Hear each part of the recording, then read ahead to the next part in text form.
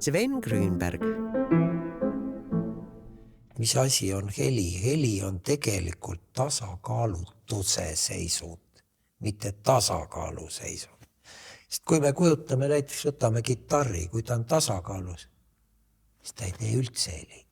See tähendab seda, et me viime millegi tasakaalust välja. Kes juhtunud kosmoses käima, on seal kindlasti kohanud Klaabut ja Sven Grünbergi helindeid. Eks terve ilm on täis kõiksuguseid võnkeid. Grünbergil on antenn nende püüdmiseks olemas. 70-ndatel lõi Grünberg progerocki koosluse Mess. Paljud ei saanud aru, mida endast kujutab see rockiv elektrooniline segadus. Sel ajal vaatas enamus süntesaatorit justkui ufot. Parem sellega mitte kaasa minna. Ja kui Grünberg läks oma esimest plaati salvestama, öeldi talle, ei, süntesaator teeb ju ainult viu-viu, sellega saab teha tuulemüha, aga mitte plaaditäit muusikat. Aga sai. Elektroonilisest muusikast sai Grünbergi orgaaniline osa. Ja muidugi ei ole asi vaid tehnikas, ka oma hinge eest tuleb hoolt kanda.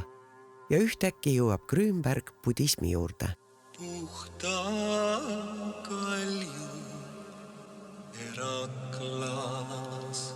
Mida vanemaks ma olen saanud, seda enam on nihkunud see minu huvide kese muusikalt ära. Teemadele, mis puudutavad üldse inimese eksistentsi, olemist ja olemust. Siin maailmas on inimesel ka võimalused saada paremaks ja targemaks.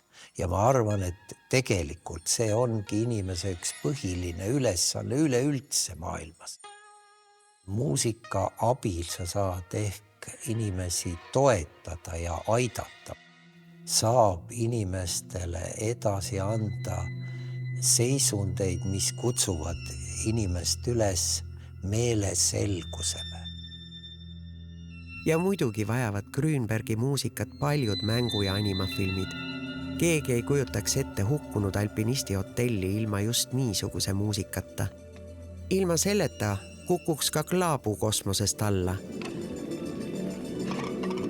Ja leiutajate külarahvas kurvastaks.